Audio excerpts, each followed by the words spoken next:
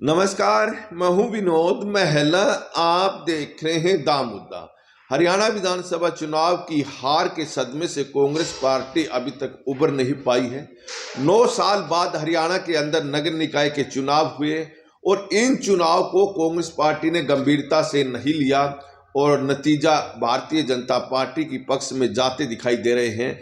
तो देखिए, कांग्रेस के जो तमाम बड़े नेता हैं वो प्रचार करने के लिए नहीं गए।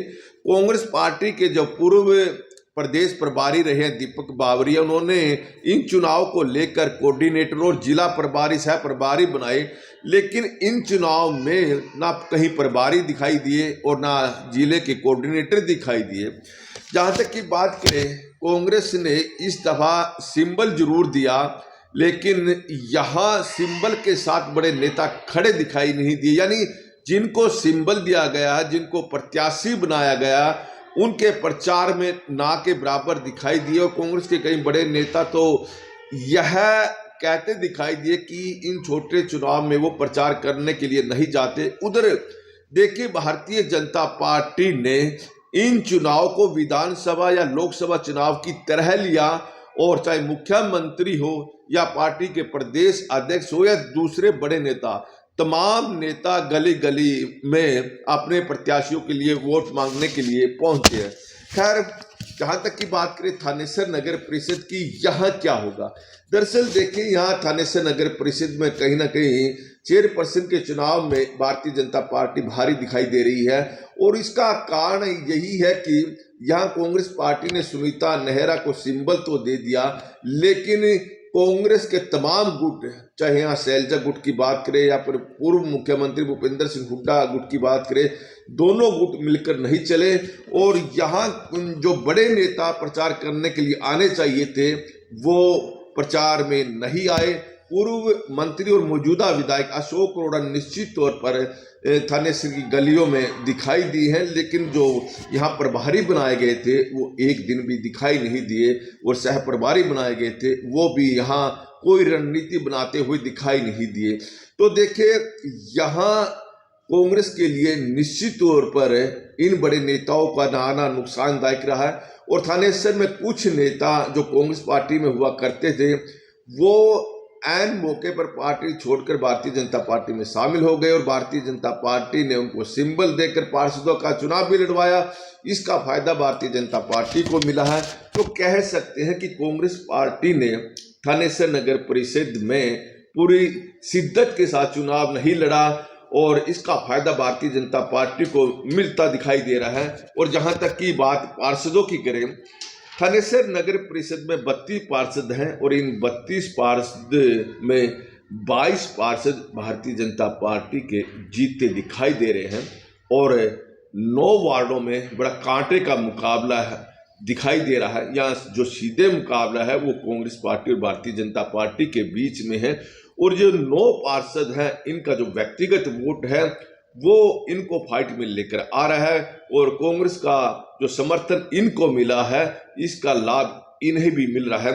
जहां तक की बात करिए, कौन कौन से 9 वार्ड हैं जहां पर कांग्रेस और भारतीय जनता पार्टी के बीच में मुकाबला है और कांग्रेस पार्टी की जो उम्मीद लगाए बैठी है इन 9 वार्डों में लगाए बैठी है। हो सकता है कि इन 9 के 9 वार्डों में जीत हासिल कर ले, हो सकता है कि इन 9 वार्डों में से 6 या 7 वार्डों में जीत हासिल कर ले, लेकिन यह कह सकते हैं कि 9 वार्डों में कांग्रेस पार्टी कड़ा मुकाबला दे रही है। वार्ड हैं, अगर हम बात करें वार्ड नंबर 5, यहाँ पर जो कांग्रेस समर्थित प्रत्याशी हैं विवेक भारद्वाज बड़ा कांटे का मुकाबला दे रहे हैं और भारतीय जनता पार्टी ने या संदीप कोहली को उतारा और निश्चयदीप, ये तीनों के बीच में यहाँ मुकाबला देखा जा रहा है और कांग्रेस को विवेक भारद्वाज से बड़ी उम्मीद है।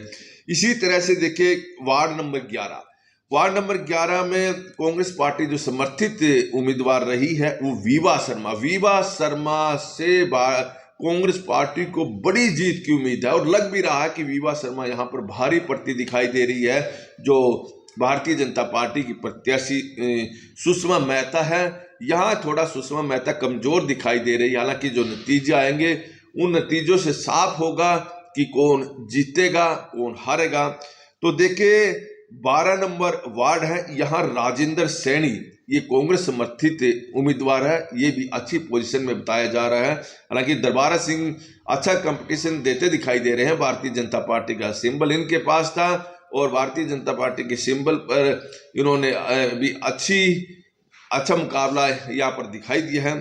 तो देखिए, यह 16 नंबर वार्ड है, या गुरप्रीत कौर है और गुरप्रीत कौर अच्छी पोजीशन में बताई जा रही है, अच्छा मुकाबला देती दिखाई दे रही है।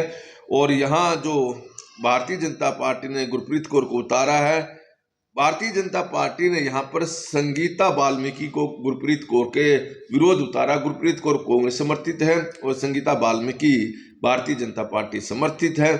यहाँ भी अच्छा खासा मुकाबला देखने को मिल रहा है। और 32 वार्डों में अगर जो महत्वपूर्ण वार्ड है, जहाँ चर्चा सबसे ज्यादा जिसकी हुई है, वो वार्ड नंबर 21 है। यहाँ नेहा गुप्ता जो कांग्रेस समर्थित है, और नेहा गुप्ता का जो चुनाव संभाल रखा था वो कांग्रेस के नेता विशाल ने संभाला हुआ था। और देखिए, विशाल ने खूब मेहनत की और विशाल सिंगला की बदौलत यहाँ नेहा गुप्ता का चुनाव खूब उठा। और यहाँ नेहा गुप्ता और एकता गोयल के बीच कांटे का मुकाबला दिखाई दे रहा है।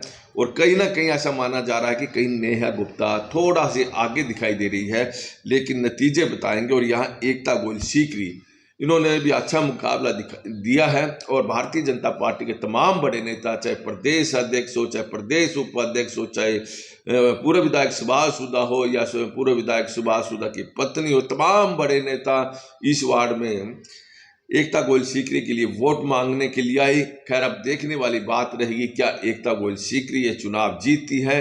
और देखिए, नेहा गुप्ता यहाँ पर अच्छी फाइट देती दिखाई दे रही है, जीत हार दोनों में से किसी की भी हो सकती है। इसी तरह से देखिए, वार्ड नंबर 23 की अगर हम बात करें, यहाँ पर परमवीर प्रिंस ये कांग्रेस समर्थित है और इन्हें भी उम्मीद है और कांग्रेस पार्टी इनसे भी उम्मीद कर रही है कि ये अच्छा मुकाबला देंगे।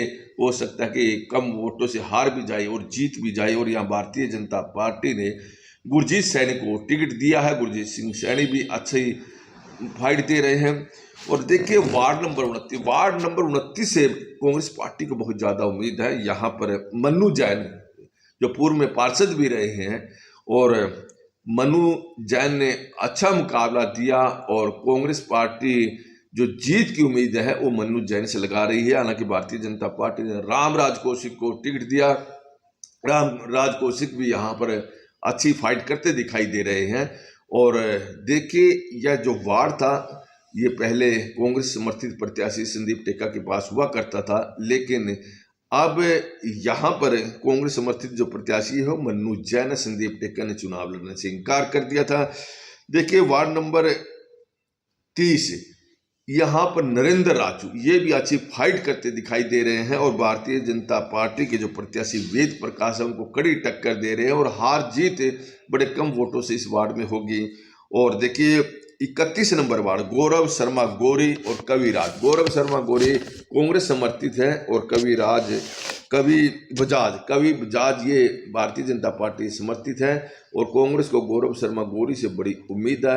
यानी ये 9 वार्ड हैं जहां कांग्रेस कुछ उम्मीद रख रही है कि इन वार्डों में उनके प्रत्याशी जो समर्थित प्रत्याशी वो जीत सकते हैं। और देखिए, हार और जीत की अगर हम बात करें, कोई भी प्रत्याशी इनमें जीत सकता है क्योंकि कांटे का मुकाबला इन 9 वार्डों में कई वार्डों में है और 22 वार्डों में भारतीय जनता पार्टी की जीत काफ़ी हद तक दिखाई दे रही है।